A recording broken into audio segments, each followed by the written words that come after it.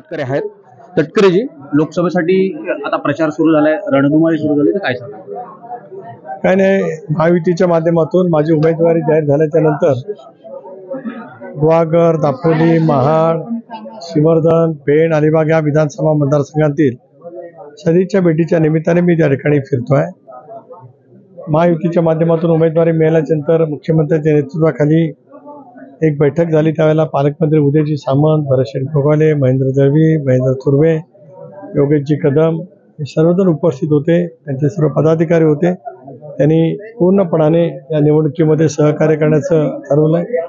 भारतीय जनता पक्षाची सुद्धा बैठक चंद्रशेखरजी बावनकुळे, रवींद्रजी चव्हाण यांच्या उपस्थितीमध्ये आमदार रविशेठ पाटील, धैर्यशीलदादा पाटील, केदार साठे, डॉक्टर विनय नातू आणि भाजपच्या सर्व पदाधिकाऱ्यांची सतीश धारप यांच्यासमोर बैठक झाली.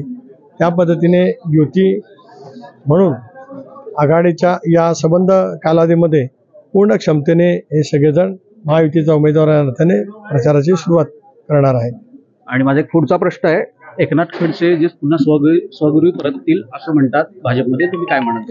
नाही, मला या संदर्भातली माहिती काही नाही आहे. कारण आज एकनाथ खडसे एक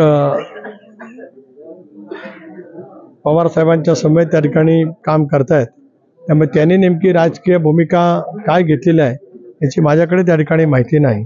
आणि अजून एक प्रश्न असा आहे की बारामती असेल किंवा रायगड असेल, त्यामध्ये विरोधकांनी तुम्हाला आव्हान निर्माण केलंय आणि प्रचार जोरदार सुरू केला, तर असं वाटत नाही का अजितदादा आणि तुम्हाला मतदारसंघात अडकून ठेवण्यात ते यशस्वी झाले? एक असं आहे की आदरणीय दादा असतील किंवा मी असेल, मी तर आता मतदारसंघात कालपासूनच फिरतोय. अजितदादा तर संबंध महाराष्ट्रामध्ये परवाशी परभणीला अर्ज भरायला गेले होते. बारामतीच्या परिसरामध्ये 1-2 फेऱ्या त्यांच्या जरूर त्या ठिकाणी झाल्या.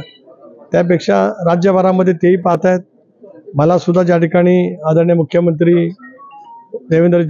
एकनाथराव शिंदे, देवेंद्रजी फडणवीस किंवा बावनकुळे साहेब ज्या ठिकाणी प्रचाराला प्रदेशाध्यक्ष म्हणून सांगतील त्या ठिकाणी मी निश्चितपणे जाणार आहे. मला विश्वास आहे की महायुतीचे सर्व कार्यकर्ते अतिशय जोमाने या निवडणुकीमध्ये काम करतील.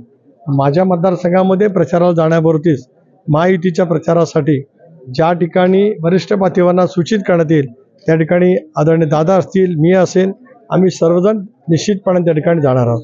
आणि महायुतीत राष्ट्रवादीला कमी जागा मिळत असं वाटत नाही? नाही, एक बाब स्पष्टपणे मला या ठिकाणी नमूद करायची आहे की देशाचे नेते अमितभाई शाह यांच्या उपस्थितीमध्ये मुख्यमंत्री एकनाथराव शिंदे, देवेंद्रजी बावनकुळे साहेब, प्रफुल्ल पटेल साहेब, आदरणीय अजितदादा आमची बैठक झाली. त्यावेळेला सोबतच्या घटक पक्षांना सन्मानपूर्वक जागा देण्याच्या दृष्टिकोनातून भारतीय जनता पक्षाच्या शीर्षस्थ नेतृत्वाने अतिशय योग्य पद्धतीची भूमिका त्या ठिकाणी घेतलेली आहे. त्याच्यामुळे अंतिम जागा वाटप होईल त्यावेळेला राष्ट्रवादी काँग्रेस पक्ष असेल, शिवसेना असेल किंवा एक घटक पक्ष आहे आज रासप, त्यांना सुद्धा जी जागा परभणीची राष्ट्रवादी काँग्रेस पक्षाला मिळाली ती जागा आम्ही रासपला त्या ठिकाणी दिली. आणि काल महादेवराव जानकरांनी अतिशय उत्साहाच्या वातावरणामध्ये त्या ठिकाणी अर्ज भरला. त्यावेळेला राष्ट्रवादीचे काँग्रेसचे कार्यकर्ते सुद्धा होते, भारतीय जनता पक्षाचे सुद्धा होते आणि शिवसेनेचे सुद्धा त्या ठिकाणी होते. आणि आज सकाळी बच्चू कडू टीव्हींशी बोलताना म्हणले की अजित पवारांना महायुतीत घेणं किंवा इतर लोकांना, राज ठाकरेंशी बोलणी करणं हे एकनाथ शिंदेंना घेरण्याचा प्रयत्न किंवा त्यांचं महत्त्व कमी करण्याचा प्रयत्न.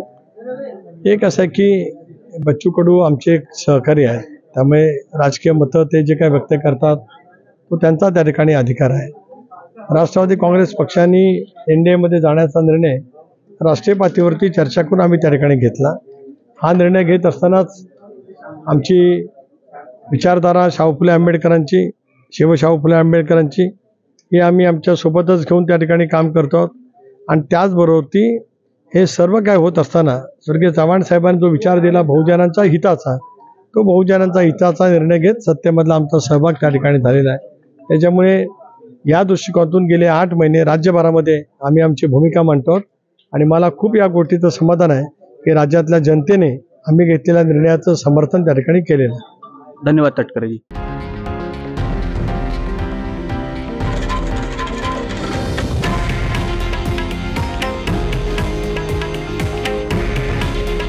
हे आहे देशातील नंबर 1 न्यूज नेटवर्क आणि आपण पाहत आहात TV9 मराठी. काळजी तुमची, हित महाराष्ट्राचं.